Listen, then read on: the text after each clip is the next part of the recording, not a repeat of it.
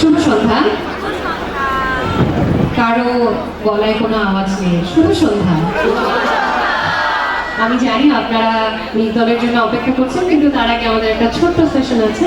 এই মুহূর্তে আমি মঞ্চে আমন্ত্রণ জানাতে চাই আমাদের এই সেশনের মডারেটর আনিস পারভেজকে। ধন্যবাদ। হ্যালো, আমরা কেমন আছি? আমরা আরো ভালো হবো, তাই না? মানে এই যে ট্রেনিং চলছে, এটা সেটা হচ্ছে কেন একটা অনুষ্ঠানের জন্য কনসার্ট হবে। কাদের কনসার্ট হবে? আচ্ছা, এই যে মেঘদলকে আমরা এতদিন ধরে জানি, যুগেরও বেশি হয়ে গেছে, তাই না? এটা অনেক বিরতি দিয়ে দিয়ে আসে। তার মধ্যে কিন্তু একটা ম্যাজিকের ঘটনা ঘটে গেছে। মেঘ দলেরই একজন, মানে মেঘদল পুরোটাই মিলে সম্ভবত সবাইকে বলবো একসাথেই ছিল তারা, সুমনের নেতৃত্বে একটি কাজ করেছে। Talk of the town. কোনটা? ঠিক আছে, তাহলে আমরা আজকে একটু গরম হয়ে যাওয়ার আগে একটু ঠান্ডা হই। আমি সুমনকে ডাকি এখানে মঞ্চে।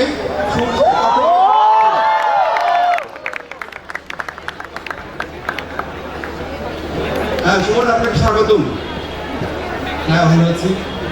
কেমন আছেন আপনারা? আচ্ছা, আমরা একটু বসে কথা বলি মনে হয়। আমার মনে হয় সুমনকে বসতে দিই, এবং আমার দাঁড়িয়ে থাকলে অসুবিধা নেই।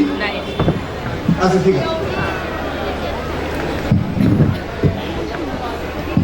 আচ্ছা, আমি সুমনের জন্য আমি দুটো লাইন করবো, কেমন? তাহলে আমি এই লাইনগুলো বলি।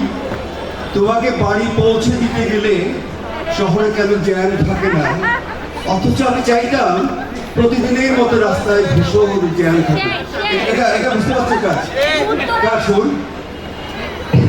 এটা একটা আমার লাস্ট লেখা একটা কবিতা, যেটা আমি ফেসবুকে পোস্ট করেছিলাম। বাহ, সুমন হচ্ছে তাহলে শুধুমাত্র গান করে না, সিনেমা বানায় না, সে কবিতাও লেখে, সে সবার জন্য প্রেমও করে। হয়তো একজনের যদি বিশেষভাবে করে থাকতে পারে, সেটা একেবারে। যাই হোক, আমরা স্পিকারে ধরি না, মনিটরে ধরি। ওই একটা গানের কথা মনে আছে, কি বলে আপনার, ওই যে শীত নিয়ে একটা গান, শীতের হাওয়ায় লাগলো, শীতের হাওয়া। তো আজকে কি শীত লাগছে আপনাদের? আমার কিন্তু লাগছে। তো যেটা হয় কি, শীত লাগলে শরীর নাড়াচাড়া করলে শীত কমে যায়। আমি সবাইকে বলবো একটা তালি দিতে, তালি সুমনের জন্য, তালি সবার জন্য তালি। আচ্ছা সুমন, আমরা বেশি পেঁচাবো না, কারণ ওরা আপনাকে দেখতে চায় যে আপনার যে আগের যে মূল পরিচিতি, সেটা ছাপিয়ে আপনি অনেক কিছু হয়ে গেছে। আজকে আপনাদের গান হবে, সবাই গানের সাথে সাথে নাচবে, সেই পরিবেশটা একটা শিল্প। আপনি তা বাদ দিয়ে অনেক কিছু। আমি যখন যে আপনার কবিতাটা পড়তে পড়তে জ্যামে বসে ভাবছিলাম, ঢাকা শহরটা জ্যামের শহর, তার জ্যাম দিনে সবাই আসছে। আপনার কাছে মনে হয় বড় বাস্তব ব্যাপার যে আমি রিক্সায় বসে আছি, 1.5 ঘন্টা আপনি বলছেন যে আপনি আসছেন কিনা, আমি জানি না আমি এসে পৌঁছাতে পারবো কিনা, কিন্তু পৌঁছে গেলাম। এটাই কিছু বড় বাস্তব একটা ভাবনা, যে ভাবনাগুলো আপনার সৃষ্টিতে আসে বা হাওয়াতে আসে। হাওয়ার গল্পটাই কিন্তু ভিন্ন, একেবারে ভিন্ন। পরাবাস্তবতা তো আমাদের জীবনের ভিতরেই, বাস্তবতা যেখানে আছে সেখানে পরাবাস্তবতা উপস্থিত থাকবে। সো নাগরিক জীবনে হোক, আর সেটা আমাদের গ্রাম কিংবা আমাদের লোকগল্পের ভিতরে হোক, কিংবা জীবনের ভিতরে হোক, পরাবাস্তবতা কিংবা বাস্তবতার ভেতর দিয়ে যে আমরা অবাস্তব জিনিস দেখি, সেটাকে আমরা বিশ্বাস করি, আমাদের জীবনের ভেতর দিয়ে সেটা বিশ্বাস করি। আর সেই বিশ্বাসটার ভিতর দিয়ে আমরা সেটাকে বাস্তবতা নিরিখে দেখতে চাই, সেই পরবাস্তবতাটাকে। আবার কখনো কখনো আমাদের তো আসলে সবসময় বাস্তবতা পছন্দ না। মানুষ সিনেমা দেখে শুধুমাত্র বাস্তবতা দেখার জন্য না। আমরা বলি যে একটা বাস্তবসম্মত সিনেমা, একটা রিয়েলিস্টিক ফিল্ম, কিন্তু যেখানে জীবনই দেখতে চাই, সেই জীবনের বাইরে যদি কোনো ম্যাজিক্যাল জিনিস না ঘটে থাকে, সেটা তো আমার কাছে শুধুমাত্র জীবনই হলো, সিনেমা হলো না। আমরা তো কল্পনা পছন্দ করি, কবিতা আমরা যখন জীবনানন্দ পড়ি কিংবা বিনয় পড়ি, তখন তো আসলে আমরা সেই ওনার অনুভূতি আমরা করতে চাই, কিন্তু বিনয় যে কথাটা বলতে চাই, সেটা তো আসলে আমি অন্যভাবে হয়তো ট্রান্সলেট করি, আমার ট্রান্সলেশন ডিফারেন্ট হয়। কিন্তু সেটা কবি যে কীভাবে ভেবেছিলেন সেই বাস্তবতা নিরিখে, সেটা তো আমি আর ভাবতে পারি না। সো আমার একটা নতুন ইমাজিনেশন তৈরি হয় সেই ভিতর দিয়ে। সো জীবন আমার কাছে একটা বাস্তবতা, আবার অবাস্তব দুটোই। আমরা কিন্তু একটা প্যাচের মধ্যে পড়ে গেলাম। মানে তুমি যেটা বললেন, জীবনানন্দ দাশ তার কবিতায় তিনি কি বলতে চেয়েছিলেন, তার মতো করে আমরা জানি না, এটা আমাদের মতো করে আমরা জানি। আমরা বলে থাকি কি যে একটা সিনেমা যিনি বানান, কবিতা যিনি লেখেন, কবিতা লিখে সিনেমা বানিয়ে তিনি মরে যান আরেকটি সিনেমা করার জন্য। তো তাকে যদি তার মুখ থেকে যদি শুনি সিনেমাটা কি, তাহলে কিন্তু আমরা প্যাচে পড়ে যাবো। আমি যে ভাবলাম, আমার ভাবনার সাথে কি মিল থাকলে অনেক থাকে। তাহলে যদি বলি যে বাংলায় আমি 1976 সাল থেকে বাংলা সিনেমাকে ফলো করছি, লেখালেখি করছি। আমি এত সুদীর্ঘ জীবনে 46 বছর কিন্তু 76 সাল থেকে বাংলাদেশে কোনো সিনেমা নিয়ে সিনেমা মুক্তির পরপরই এত লেখা ফেসবুকটা ছিল, ফেসবুক ছিল না, পত্রপত্রিকা ছিল, পত্রপত্রিকায় রিভিউ হয়নি, কিছু হয়নি। এটা হচ্ছে তুলকালাম কাণ্ড একটা। তাহলে আমি শুনুন, আমি অবাক হয়ে ভাবি, আপনার সিনেমাটা এখন আমার মনে পড়ে, আমি কয়েকবার দেখেছি হলে গিয়ে। এই যে সিনেমাটা আপনি বানিয়েছেন, এর মধ্যে ভিজুয়ালি আপনি গল্প বলেছেন, আপনি প্রতিবার সাক্ষাৎকারে বলেছেন আপনি গল্প বলতে চান না, কিন্তু গল্প আপনার একটা অবলম্বন মানুষের মনের ভিতরে ঢুকে তাকে জাগিয়ে তোলা।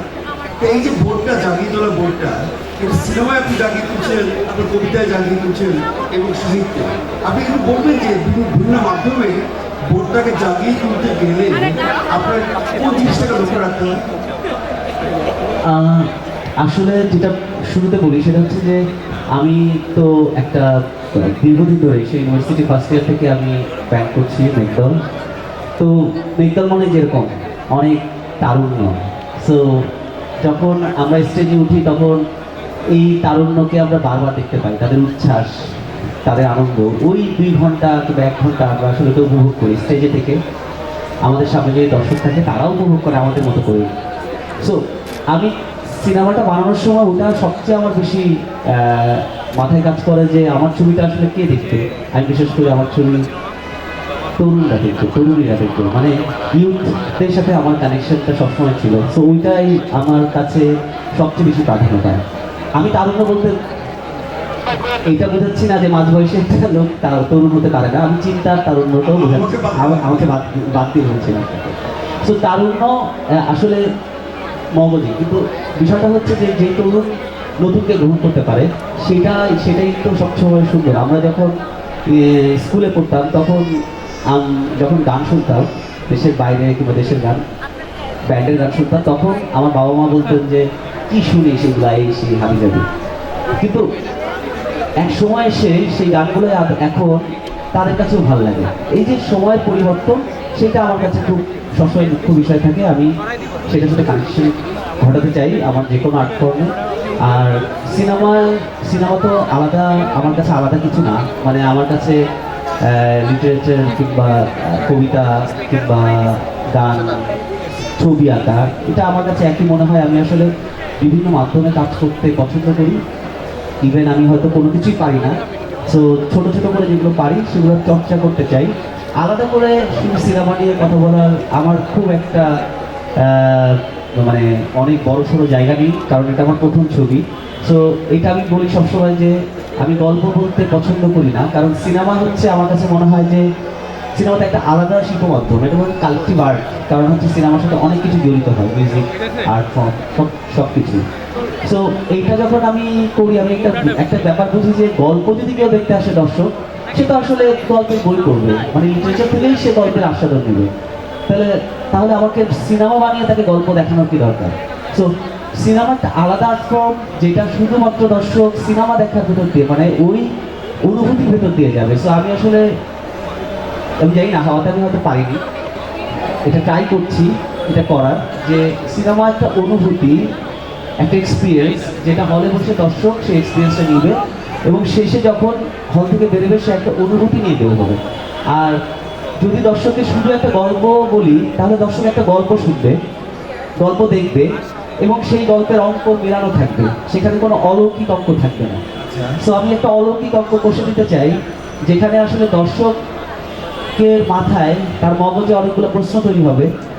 সেই প্রশ্ন নিয়ে সে বাড়ি ফিরবে, সে ভাববে, যদি আমি পেরে যাই তাহলে এটাই আমি করতে চাই, যে তার মগজে একটু টোকা দিয়ে কিছু প্রশ্ন ঢোকায় দেওয়া।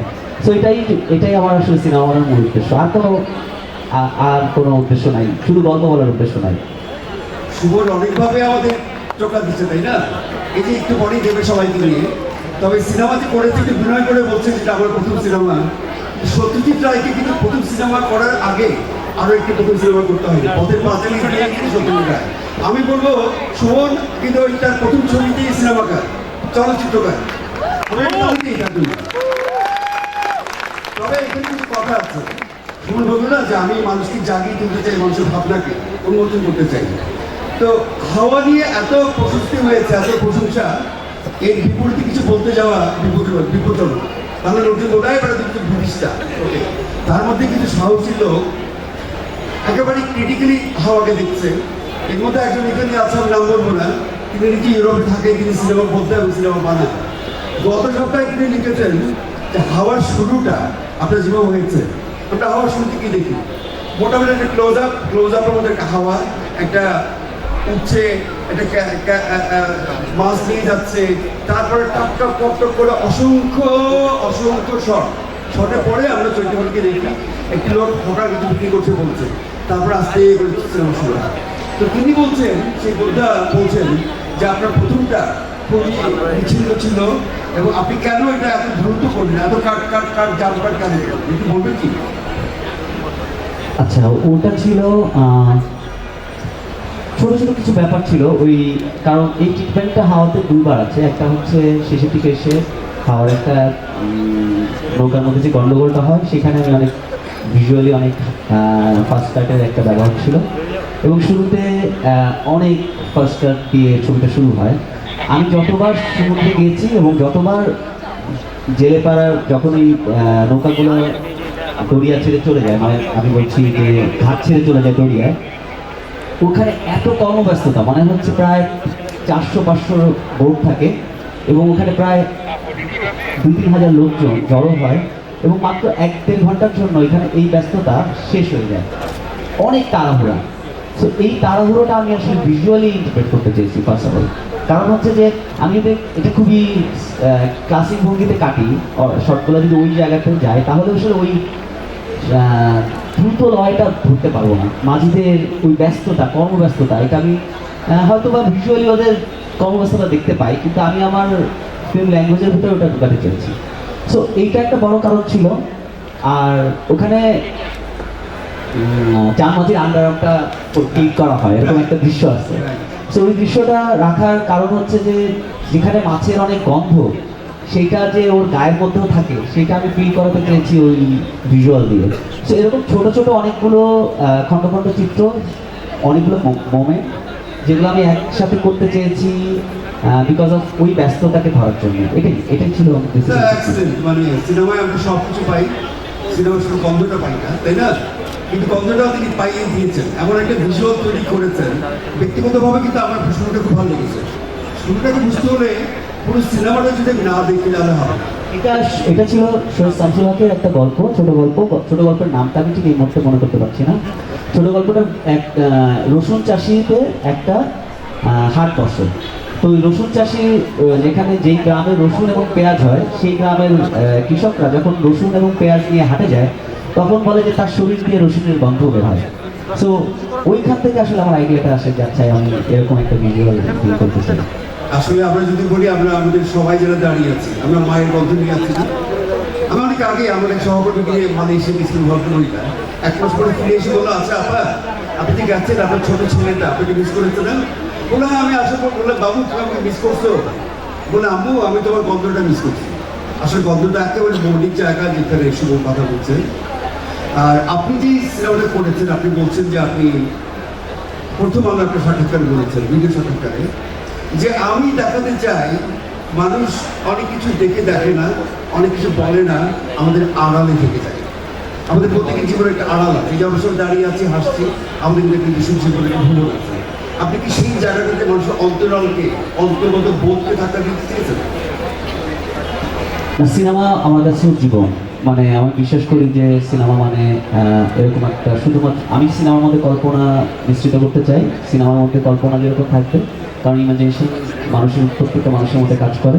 বাট আমি যে চরিত্রগুলো দেখাতে চাই সেটা একটা জীবন, সেই জীবনের ভিতরে আমি ঢুকতে যাওয়ার চেষ্টা করি, চেষ্টা করে পারি না। তো সেই চেষ্টা করাটাই হচ্ছে আমার সিনেমা বানানোর মূল উদ্দেশ্য। সেইখানে যে 8জন মাঝি মাল্লা এবং একটা বেদিনী চরিত্র, তাদের জীবনের ভেতরে ঢুকতে চেয়েছিলাম। এমন কিছু চাইনি যে শুধু গল্পটা বলে আসতে হবে। গল্প হচ্ছে একটা চৌকো ফ্রেমের মধ্যে কিছু মানুষের সংলাপ, সেটা আমি বলতে চাই না।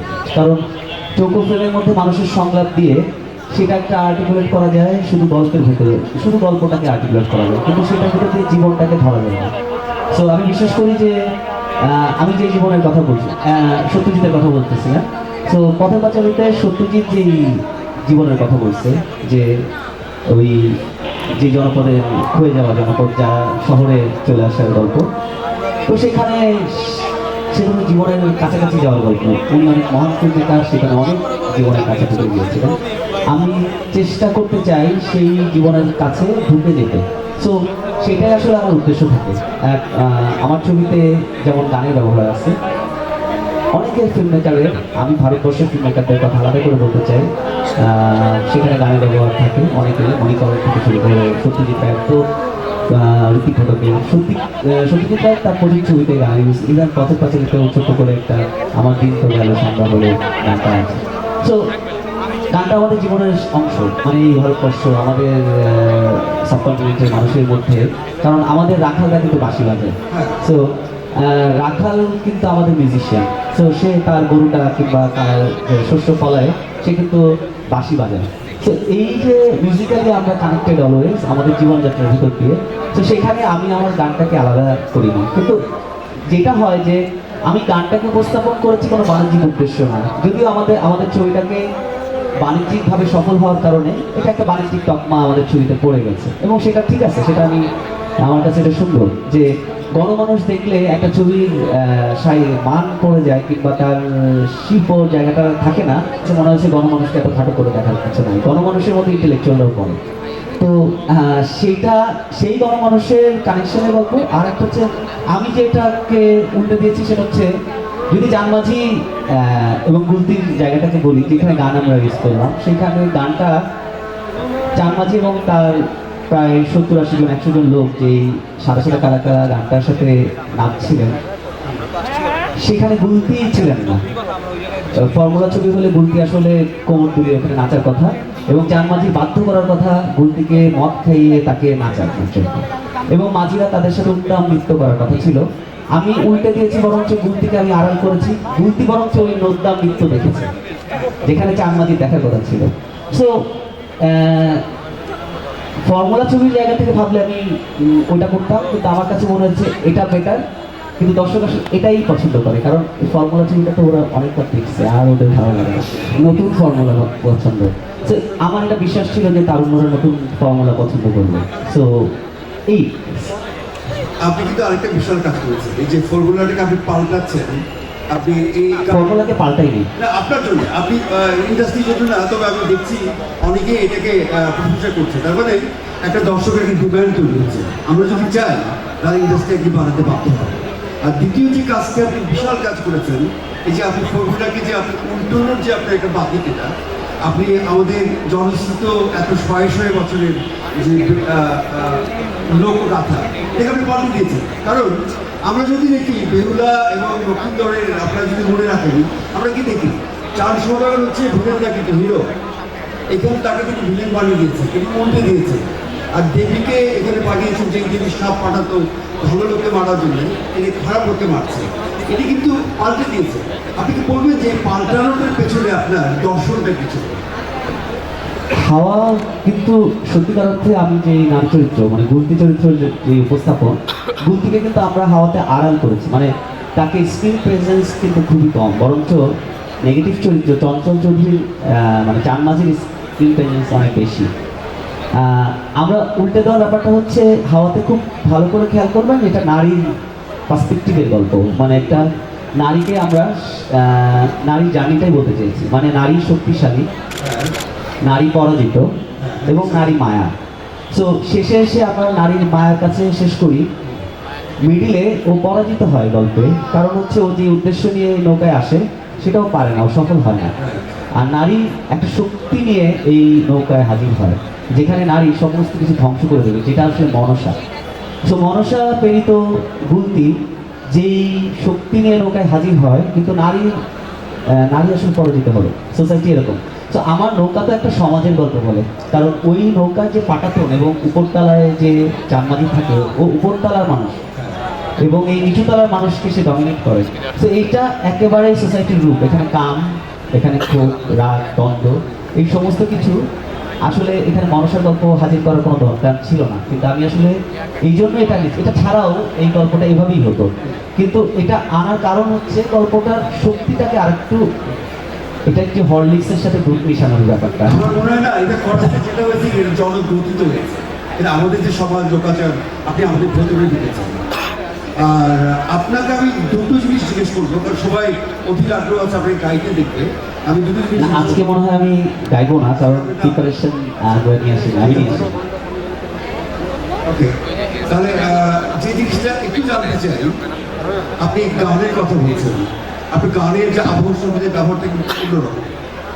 আমি খেয়াল করছি যদি ভুল না বলে থাকি, যেহেতু আমি স্কুলে ঢুকে বুঝিলেন, আপনি সম্ভবত দেশীয় ইনস্ট্রুমেন্টটাকে আপনি দেখলাম যে আপনি বেস ওয়েস্টার্ন বেসের মধ্যে ব্যবহার করছেন, এবং মাঝে মধ্যেই এটা যে সিগনেচার টোন যেটা হামি হয় এগুলোই করতেন। তো আমার কাছে ব্যক্তিগতভাবে মনে হয়েছে যেন আমি একটা মানে একটা তিনটে জায়গা থেকে বলাচ্ছি, যে রিয়ালিটি দেখা যায় যেখানে বসবাস করি, অন্তর্গত রিয়ালিটি, এবং আরেকটা যে কসমিক রিয়ালিটি আছে। আপনার সিনেমায় আমি তিনটি রিয়ালিটি পেয়েছি, আপনি প্রথমটি আছে, দ্বিতীয়টি আপনি ভেঙে গেছে, আর তৃতীয়টি হচ্ছে একটা অতলের একটা আহ্বান, সমুদ্রের ভেতরে একটা মহাজাগতিক শহর। এই কিছু বলবেন যে আপনার গানে দেওয়া গান না আবর্তন। আবহাওয়া সঙ্গীতের পুরো ব্যাপারটা আমি শোয়েবকে দিতে চাই। শোয়েব আসলে এটা আমার ব্যান্ডমেট, আমার বন্ধু। সো দীর্ঘদিন ধরে শোয়েব আসলে আমরা শোয়েব এটা মিউজিক করেছে এবং অসংখ্যবার করেছে, মানে একই জিনিস বারবার করেছে। সো এটা সুবিধা হয়েছে যেহেতু আমরা ব্যান্ডমেট, বন্ধু, তো দীর্ঘদিন ধরেই আমরা এই গল্পর যে শুরু, সেখান থেকে আসলে শোয়েবের সাথে আমার আলোচনা হলো শুরু। মানে গল্পের একেবারে যখন একেবারে আমি আইডিয়াটা পেয়েছি, তখনই আসলে আমি যেই অল্প কয়েকজন মানুষকে বলি তার মধ্যে শোয়েব একটা। তো শোয়েবকে বলা হলো যে এরকম একটা গল্প বলতে চাই। তো ওর সুবিধা হচ্ছে আমার সাথে কাজ করা, শোয়েবের সাথে বা আমার সাথে শোয়েবের কাজ করার মূল সুবিধা হচ্ছে আমরা শুরু থেকেই দুজন আইডিয়াগত জায়গা থেকেই ভাবনাটা থাকে। সো আমরা আসলে শুরু থেকে ভাবছিলাম যে আমাদের লোকাল ইনস্ট্রুমেন্ট, বঙ্গীয় ইনস্ট্রুমেন্টকে কীভাবে আমরা এখানে ইন্টারপ্রেট করতে পারি। সেকেন্ড হচ্ছে সিনেমার ব্যাকগ্রাউন্ড স্কোরের জন্য কিন্তু সব ফিল্ম মেকাররাই নানাভাবে বিপদে পড়ে, সত্যজিৎ অসংখ্যবার সেই কথা বলে গেছে। তো আমাদের আসলে ওয়েস্টার্ন মিউজিক সাউন্ডের উপরে না সিনথেসাইজারের উপরে ভরসা করতেই হয়। তো সেটা একটা বেস থাকেই, কিন্তু আমাদের এখানে অনেক অ্যাকুস্টিক ইনস্ট্রুমেন্ট ইউজ করা হয় যেটা আমাদের এই অঞ্চলের ইনস্ট্রুমেন্ট। তার মধ্যে সারিঙ্গি নামে একটি যে ইনস্ট্রুমেন্ট, যেটা ঝড়যন্ত্র, সেই ঝড়যন্ত্রটা আমরা ইউজ করি এবং এটা আমাদের বন্ধু রিয়ানা, ও বাজায়, ও দেশের বাইরে। সো ও বেসিক্যালি ভায়োলিন বাজাতে পারে। তো ও যখন ঢাকায় ছিল তো তখন আমরা এটার মিউজিক চলছিল, তো শোয়েব আর আমি চিন্তা করলাম ওকে দিয়ে আমরা করাতে চাই, কিন্তু ও তো এটা বাজাতে পারে না, এটা আমাদের ইনস্ট্রুমেন্ট। দেন আমরা ওকে ওটা কিনে দিলাম এবং ও এটা কিছুদিন খুব দ্রুত 7-8 দিন 10 দিন প্র্যাকটিস করলো এবং দেন হয়ে গেল, কারণ যেহেতু ভায়োলিন খুব ভালো লাগে। সো ও হাওয়ার মেইন ইনস্ট্রুমেন্ট ওটাই। আর এরপরে আরও অনেক ইনস্ট্রুমেন্ট আছে যেটা সবাই ভালো বলতে পারবে। আমরা আরও অনেক ধরনের ইনস্ট্রুমেন্ট ইউজ করেছি, সৌরভ পাশি বাজিয়েছে আমাদের ব্যান্ডেরই। সো এগুলো বেসিক ইনস্ট্রুমেন্ট হাওয়াতে ছিল। আর তার বাইরে যে ভয়েসটার কথা বলছেন সেটা জোহরাবু নামে একজন, উনি বাউল সঙ্গীত করেন। সো আমরা একটা লোক ভয়েস চেয়েছিলাম, যেটা ওই যে এথনিক সুরটা, ওই ব্যাপারটা আমরা আনতে চাই, বা আমাদের লোকালিটির সুরটাকে বাদ দিয়ে না। সো সেটা থেকে এমন কোনো ভয়েস দিতে চাই না যে খুবই রেওয়াজ করা খুব সুন্দর ভয়েস, সেটা আসলে তাহলে এই যেই জনপদের গল্প বলছি সেই জনপদের মানুষের সাথে তার আমার ভয়েসটা ডিফারেন্ট হয়ে যাবে, টেক্সচারটা আলাদা হয়ে যাবে। সো এটা আমরা অনেক ধরে খুঁজছিলাম এবং আমরা একজন বাউল পেয়ে গেলাম যে গান লালন করে, তাকে দিয়ে আমরা আসলে শোয়েব বেশ কয়েকদিন ধরে এটা করা হয়। সো এটাই আসলে মিউজিক্যালি আমরা ব্যাকগ্রাউন্ড স্কোর আপনি গানে, আপনার চিত্রায়নে, আপনার গল্পে, ভাষায় সব জায়গায় কিন্তু আপনি এই সময়ে গ্রথিত, এই সমাজে গ্রথিত, কিন্তু একই সাথে আপনি এটাকে ট্রান্সলেট করে গেছেন। আমার মনে হয় ব্যক্তিগতভাবে বলবো এটা হচ্ছে আপনার সবচাইতে বড় সফলতা।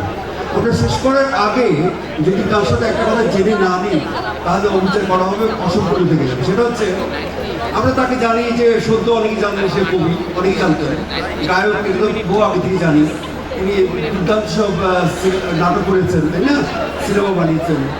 তার আগে যেটা হচ্ছে তিনি ঢাকা বিশ্ববিদ্যালয়ের চারুকলা থেকে পাশ করেছেন। চারুকলা থেকে পাশ করেছেন কথাটা বলা মানে হচ্ছে আপনি অবচেতনে শিখতে শিখতে আপনার অবচেতনে আপনার ভেতরে সজ্ঞায় এবং প্রজ্ঞায় চারুকলার যে রেনেসার উত্তর যে পেইন্টিংসগুলো আছে সেগুলো আপনি দেখেছেন, করেছেন, আপনি নিজে করছেন। আমি কিন্তু আপনার কাজের ভেতরে, আপনার যে ব্লকিংয়ের ভিতরে, আপনি চরিত্র বুঝতে আপনার তিনটে স্টক থেকে দেখছেন, তিনটে জায়গা থেকে আপনার কালার, আপনার ক্যারেক্টার পজিশন, কিন্তু রুবেল স্কুলের র্যাম্প্যান্টের একটা ছায়া দিচ্ছে। এটা কি আপনি মানে চলে এসছে নাকি আপনি ভূতে শুনেই আপনি সচেতন করবেন? না, কম্পোজিশনের ক্ষেত্রে যেটা হচ্ছে যে যখনই 8জন মাঝমাল্লাকে দর্শক যতবার পর্দায় দেখেছে সেটা ট্রায়াঙ্গল কম্পোজিশন। সো এটা একেবারেই আমি রেনেসা সময়ের যে পেইন্টার, আপনার রুবেন্সের নাম বললেন, রুবেন্স বার্নি, আরও টাচ পেইন্টার আছে।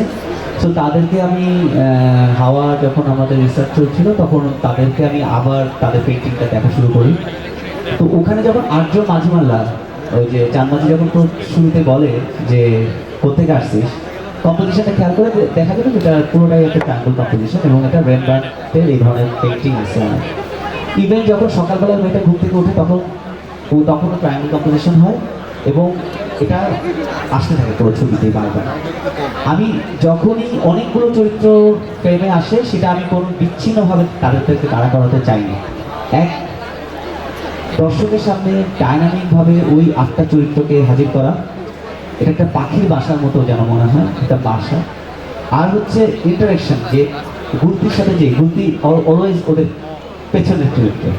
সো এইটার জন্য আমি অলওয়েজ এই কম্পোজিশনটা যদি না ঠিক থাকে তাহলে দর্শক বিচ্ছিন্ন হবে ওই জায়গা থেকে।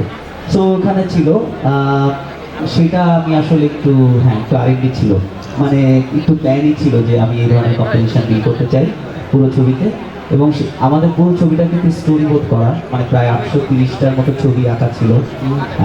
সেটা আমরা দীর্ঘদিন ধরে করেছিলাম স্টোরি বোর্ডটা, এবং সেখানে আমরা এই কম্পোজিশন নিয়ে আমরা অফিসে বসেই আলোচনা করতাম যে আমরা কীভাবে এই সিনগুলোকে ডিল করবো, এই ব্যাপারগুলো কীভাবে ডিল করবো। সো আমার ইউনিভার্সিটি লাইফে পড়া সেই সময় আমার অনেকে পেইন্টিং স্কাল্পচার আমার পছন্দ ছিল, তাদের মধ্যে রেফারেন্স গুরুত্বপূর্ণ কারণ তার লাইটিং আমাকে মুগ্ধ করতো।